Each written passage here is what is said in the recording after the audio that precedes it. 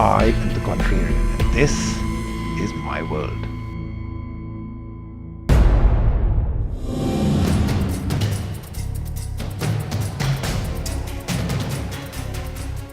Namaste, my name is Manika Sharma. I'm the director, Sri Ram Schools, Delhi and NCR, and my stand on the topic. All I have to say, students, is get the best of both the world, students. Technology is not ruining the English language. Romance both technology and the English language.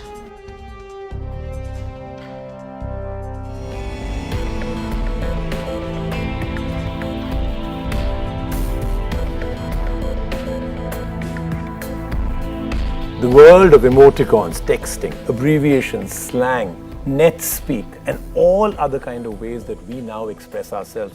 Isn't this really what the new generation wants? Is it their language? Why is there such a hue and cry about the fact that this is destroying, absolutely destroying English language or any language as we know it? Well, today with me is somebody I'm going to be very careful about because, my daughter goes to the school that she's a director in, so I'll be very gentle. Please don't worry, Rajiv. It is something that has happened along generations, that whenever there is a change, it is taken to be a threat. Change is always unacceptable to those that have lived with a certain constant, and anything dynamic is always taken to be a threat. I understand the role as educators, that it is a little, disconcerting to see what's happening out here, and are children mature enough to know the difference between just communication between themselves and the formality of writing an essay, a story, a poem. I understand all of that. But is it such a threat, and aren't we underselling the children? Isn't this generation one of the smartest that we've ever had? If you ask a student, they'll be elated with the way things are moving. Right. If you ask an educator, I think his or her stand would be, let's balance it. Okay. Let the child not lose the romance and the love for language. I'm not at all against, abbreviations or the slangs or any of that, because it has made communication much quicker, faster, and there's no wasting of time. But if you ask me as an educator, has it been detrimental to language per se? Then I would say yes, 40%, yes, 40%. Because what's happened, Rajiv, is that students have stopped enjoying reading.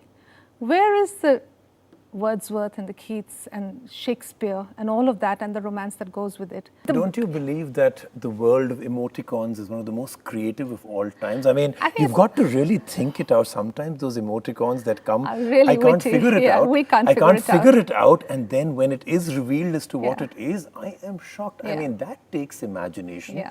to a whole different level. That's Yeah. creativity at the fullest level. So whose language are they destroying, or whose language are they corrupting? The language that was of a generation that is the past. This language, yes, it's been there for many years. When we say, the Wordsworth, Shakespeare, but there comes a time when something needs to be dead and buried, right? And this generation may have taken that decision for us, and we're hanging on to it because we say it was beautiful, it is what we grew up with. So there's nostalgia there rather than anything else. I know of the fact that there is Shakespeare is being rewritten with emoticons.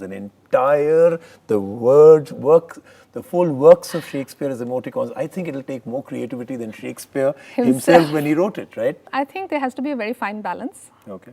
Because you can't take away the love of reading. And if we were to only go by, chat speak or the net language or all the things that you mentioned, abbreviations, and I think we'll lose out somewhere. There has been a lot of research where in Britain where actually essays have been written using symbols. Now, it's all very phonetic, as is Sanskrit, as is French, so it's easy to pick up. But then there are two languages that we need to pick up simultaneously. So I'm not against, tech language or the second language that has emerged, but it's going to take a little bit of time.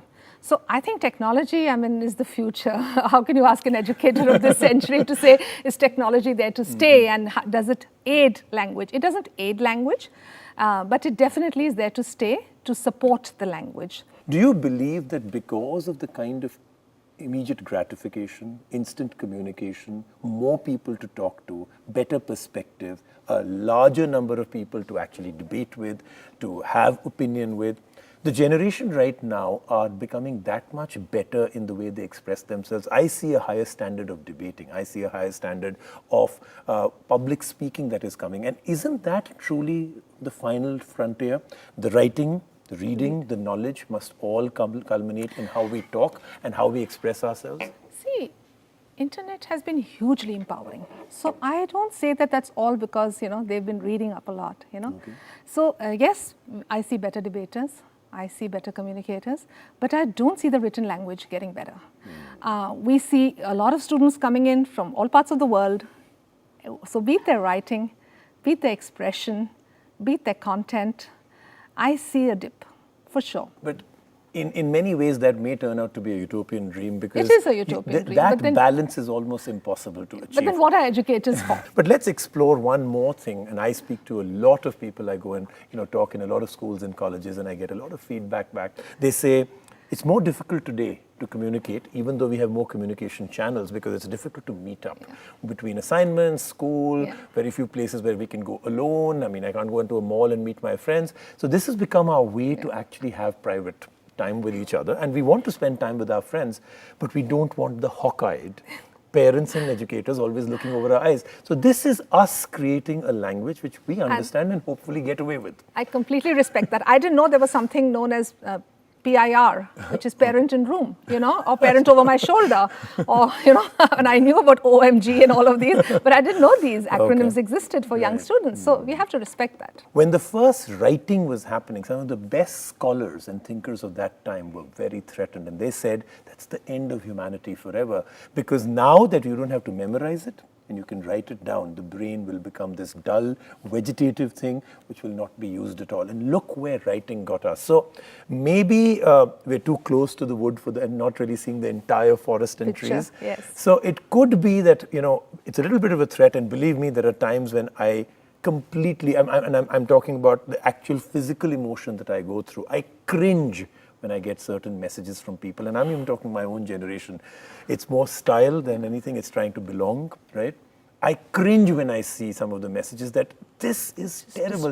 This is absolute destruction of one of the most beautiful languages. But I think the current generation kind of gets it. Now, what could be the worst case scenario that you could see that if the balance doesn't come and this language becomes pervasive and becomes the way to actually communicate? The worst case scenario I'm not worried because humans, adapt very quickly. Okay. I'm not worried. It is the future. It is the future. At one time, it was just slang and abbreviation. But this new emoticon and this acronym language you just said, parent in room and all these other things, we'll never figure out what's happening at all. I mean, it could be a whole generation of us saying huh all the time, right? Yeah. So there'll be a third language. Is that scary? Could that be the complete bastardization of all communication and messaging? That is a bit scary. It is, right? That is a bit scary. So hopefully, I think you... So we'll keep our fingers crossed that we don't have to see that generation. You know there's an emoticon for that, right? So we'll use that one. It is one of the greatest generations ever. These are the digital natives. They will do it by their law, their rule. But it is also a world which has seen both sides. We've seen the beauty of pure expression with language that was pure and true, and that was a beautiful world. Let's not reject one for the other. Don't tell the people of this generation what they're doing is terrible. They're doing a great job, but I think the perfect answer was exactly the one that was given by our guest. Balance it out, and that's what we hope, but I hope it's not a try-balance when the next generation comes up with the third language. At least we too will be completely lost. We'll see you next week on The Contrarian. Thank you. Thank you so very much. Thanks, Rajiv.